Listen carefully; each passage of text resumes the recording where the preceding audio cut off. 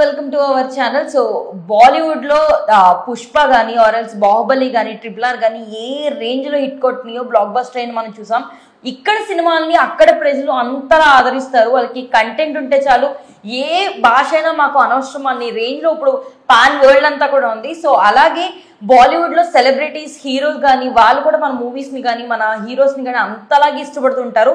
So recent గా మన super star అయిన బాలీవుడ్ యాక్టర్ సల్మాన్ ఖాన్ గారు దేవరా మూవీ చూసి సో జూనియర్ ఎన్టీఆర్ గారితో మాట్లాడారంట. సో మూవీ ఆయనకి ఎలా అనిపించింది, జూనియర్ ఎన్టీఆర్ గారితో ఆయన ఏమన్నారన్నది తెలుసుకుందాం.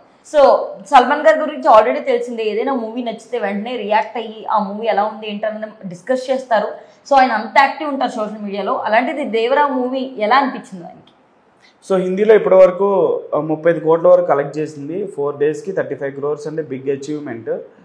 ప్రాపర్గా ప్రమోషన్ కూడా చేయలేదు, అక్కడ ఏదో ప్రమోషన్ చేశారు కానీ ఇంకా ఫుల్ డెప్త్గా ప్రమోషన్ చేయలేదు. అయినా సరే 35 crores కలెక్ట్ చేసిందంటే RRR తర్వాత ఎన్టీఆర్ గారికి హిందీలో ఆ క్రేజ్ వల్ల అని చెప్పేసి అనుకోవాలి.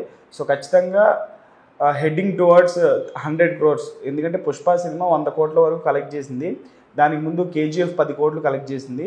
సో ఖచ్చితంగా పుష్ప రికార్డుని కూడా బద్దలు కొట్టే అవకాశాలు చాలా ఎక్కువగా కనిపిస్తున్నాయి. ఎందుకంటే ఫ్యామిలీ ఆడియన్స్ కూడా ఈ సినిమా క్యూ కడుతున్నారు. ముఖ్యంగా చెప్పాలి అంటే మాసెస్లో ఎక్కువ దీనికి హిందీ ప్రతి సినిమా యొక్క ఇప్పుడు టాలీవుడ్లో కానీ లేకపోతే బాలీవుడ్లో కానీ శాండల్వుడ్లో కానీ కాలీవుడ్లో కానీ ఎక్కడైతే మాస్ ఆడియన్స్ కూడా ఉంటారు. సో హిందీ బెల్ట్లో మాస్ ఆడియన్స్ కూడా ఈ సినిమా ఎక్కుతుంది అనమాట.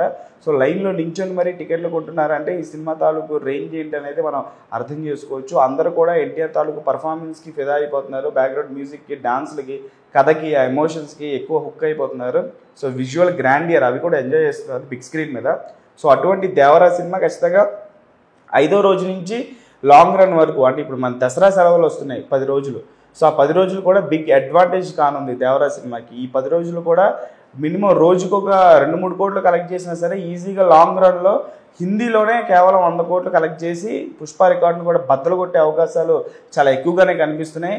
అది దానికి కేవలం కారణం ఓన్లీ ఎన్టీఆర్ అనమాట. సో ఎన్టీఆర్ గారి యాక్టింగ్కి, ఎన్టీఆర్ గారి యాక్షన్కి, ఎన్టీఆర్ గారి డాన్సెస్కి అందరూ ఫిదా అయిపోతున్నారు.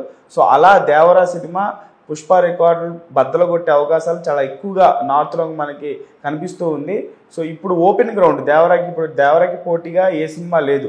సో దేవరానే ఓపెన్ గ్రౌండ్లో ఉంది. సో ఖచ్చితంగా 100 కోట్ల మార్క్ అనేది చాలా ఈజీగా కనిపిస్తుంది. సో సల్మాన్ ఖాన్ గారు ఈ సినిమా కూడా చూడడం జరిగిందంట. పర్సనల్గా దేవరా టీం సల్మాన్ ఖాన్ గారికి షో వేయించారు. సల్మాన్ ఖాన్ గారు చూసి చాలా అప్రిషియేట్ చేశారు. 100 కోట్లు కొట్టాలి అని చెప్పేసి కంగ్రాచులేషన్స్ కూడా చెప్పారని చెప్పేసి తెలుస్తుంది. అలాగే పర్సనల్గా జూనియర్ ఎన్టీఆర్ గారికి షో చూసిన తర్వాత యాక్టింగ్ గురించి, డ్యాన్స్ గురించి, పర్ఫార్మెన్స్ గురించి, అలాగే కొట్టాల శివ గారితో విజువల్ స్పెక్టాక్యులర్ గురించి మాట్లాడి కంగ్రాచులేషన్స్ చెప్పడం జరిగింది. సో సల్మాన్ ఖాన్ గారే చూసారు అంటే ఈ సినిమాలో ఖచ్చితంగా ఏదో ఉంది అని చెప్పేసి ఇంకా ఆడియన్స్ పెరిగేటటువంటి అవకాశాలు చాలా ఎక్కువగా కనిపిస్తున్నాయి మనకి.